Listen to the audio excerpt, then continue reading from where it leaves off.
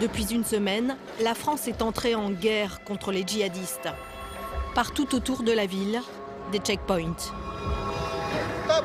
Stop! Stop! J'ai dit stop! Tu as l'autorisation de filmer? Tu as l'autorisation? J'ai donné la feuille à votre collègue. On a une autorisation du ministère de la Communication. C'est quelle chaîne? C'est France Télévisions. Hein? C'est France Télévisions. Ah, France TV. Après 1 heure de négociation, nous sommes autorisés à entrer dans Sévaré. Il y a 2 jours encore, les islamistes cherchaient à prendre la ville.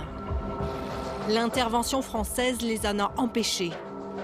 Mais les soldats maliens craignent que des djihadistes ne tentent encore aujourd'hui de s'infiltrer dans la ville pour y mener des actions. Sur le port, au bord du fleuve Niger, le caporal Alou Diarra est sur le qui-vive. Tout est suspect. Comme ces fûts, il pourrait contenir des armes et des munitions destinées à des islamistes cachés dans la ville. Débarquez, débarquez! Le caporal ordonne leur mise à l'eau pour vérifier leur contenu. Ça va bien. Les fûts flottent, ils sont vides. On fouille tout. On fouille tout. Vous craignez qu'il puisse y avoir des pièges, là, que ça puisse exploser? Oui, des pièges, des munitions cassées, des grenades. Donc, c'est ce qu'on cherche.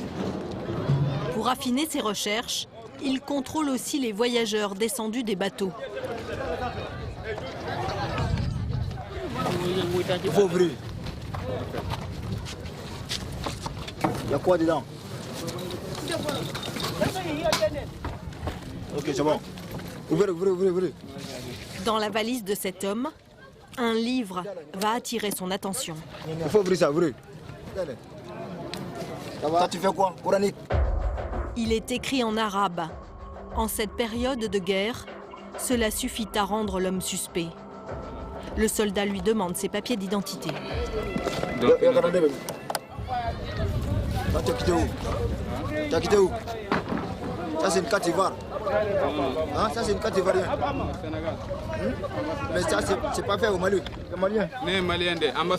Vérification faite, l'homme a des papiers maliens et surtout, il s'exprime en bambara, la langue la plus parlée du pays. Il repartira libre. Cette armée qui patrouille sur le port, hier encore était défaite par les groupes islamistes. Elle n'avait pas réussi à les contenir. Alors à Sévaré aujourd'hui, pour l'armée malienne, le vent de la victoire a-t-il aussi un goût de revanche? Nous apprenons qu'elle encourage la population à dénoncer les suspects, notamment les hommes portant la barbe, signe distinctif selon elle des islamistes. Sur le port, les militaires font appel aux jeunes du quartier pour les seconder. C'est le cas d'Ousmane qui surveille toute la journée les allées et venues des habitants, l'air de rien. Là, c'est un endroit, c'est des taxis pirogues qui font la traverse entre les villages. Donc parmi ces gens-là, il peut y être des espions, mais ce n'est pas facile de détecter un coup, quoi. Bon, ce monsieur Barbi, il nous enquête, mais il n'est pas vraiment terroriste. Parce que pourquoi? C'est quelqu'un, on le connaît il y a longtemps. Il fait les traverses des pirogues aussi. Tu vois, non. Son barbe était plus grand que ça, mais à propos du problème, on l'a demandé d'arraser un peu. Ce jour-là, Ousmane n'a rien repéré de suspect. Il va faire son rapport au caporal, responsable de la surveillance du port. Tranquille, ça va ça. Bonjour, comment ça va mon caporal? On est allé se promener au bord du fleuve pour voir comment était la situation. Cette délation, l'armée l'encourage chez toute la population. Mais quels sont les critères qui transforment une personne en suspect? On a appris qu'ils ont rasé les barbes et les moustaches. Donc, c'est l'intuition, quoi. Quand tu vois un malfaiteur, surtout quelqu'un qui a fait une formation militaire, c'est l'intuition, quoi. Directement, ça pique à l'œil. Ça pique à l'œil. N'importe qui peut être suspect, alors? N'importe qui peut être suspect.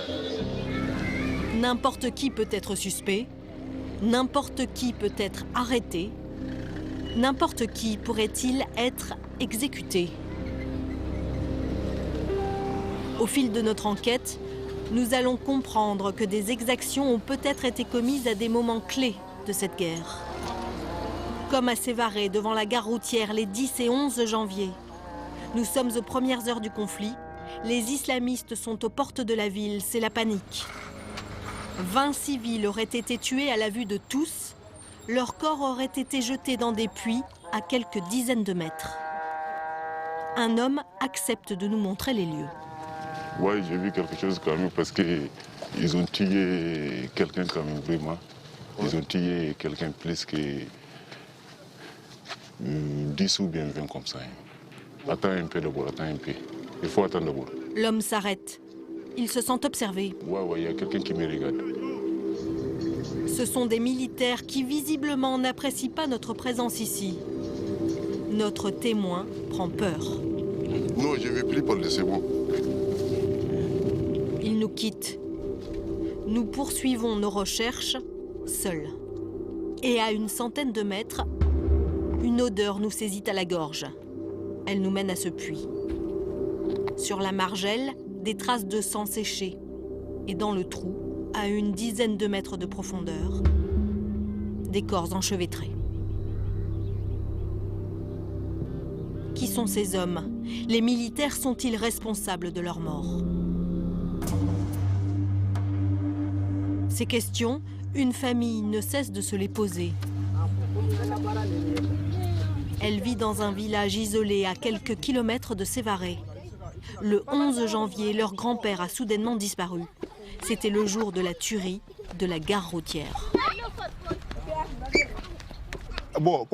La dernière fois qu'on a vu le grand-père, c'était le vendredi. Il est sorti chercher du sucre.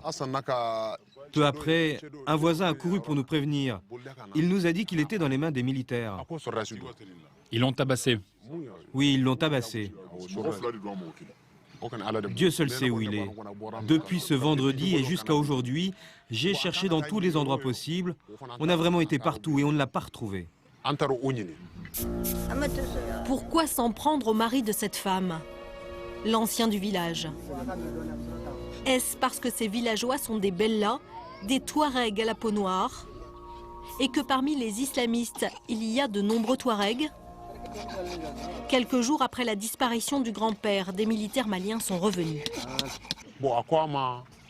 Ils nous ont dit « Faites sortir les personnes que vous cachez ». Mon grand frère leur a répondu « Nous, on ne cache personne ». Ils nous ont dit d'ouvrir tous les bagages. Ils sont rentrés dans les cases, mais ils n'ont rien trouvé. Depuis, ces Bellas ne portent plus leur turban traditionnel, trop suspect, et donc trop dangereux. Le grand-père fait-il partie des hommes abattus et jetés dans le puits? Ce jour-là, un Français, Philippe Bolopion, vient d'arriver de New York pour enquêter sur ces massacres. Oui, je crois qu'on devrait y arriver. Où êtes-vous? À Sévaré? Il travaille pour Human Rights Watch, une organisation américaine de défense des droits de l'homme. Sa mission est ardue, les questions sont nombreuses. On a d'un côté des corps, on ne sait pas qui ils sont, d'un autre côté des personnes qui manquent à l'appel, dont on a les noms mais dont on ne sait pas où elles sont, et donc on essaie de connecter tout ça. Dès son arrivée, Philippe s'est procuré les coordonnées d'un témoin du massacre. Cet homme va lui livrer des éléments clés. Oui, rendez-vous ce soir, vers 19h. Il le retrouve à la tombée de la nuit. Nous sommes autorisés à filmer l'entretien, mais l'homme veut rester anonyme. Il craint des représailles. Il a vu des soldats tuer des civils. Après ça, moi, je me suis parti à la maison, parce que ma maison n'est pas loin de là-bas. Oui. Donc, je passais toute la journée, j'attends des coups de feu. Je n'avais jamais vu ça là-bas. Les mêmes jours, ils ont tué beaucoup de personnes, mais les militaires ont pris le vieux avec son fils. Ils ont tué le fils là d'abord. Ils l'ont tué comment? Ils l'ont tué de coups de fusil. Des coups un gros long fusil de chasse ou une mitrailleuse? Non, automatique? Non, le Kalachnikov de militaire. Kalachnikov de militaire? Oui. Les Touaregs n'auraient pas été les seuls visés. Parmi les victimes, il y aurait également des Peuls, une ethnie accusée de collaboration avec les djihadistes. Ce que moi je vis, ils ont amené 2 pelles encore. Et leurs mains étaient attachées? Oui, leurs mains étaient attachées derrière. En dos? Avec des menottes? De la ficelle, non.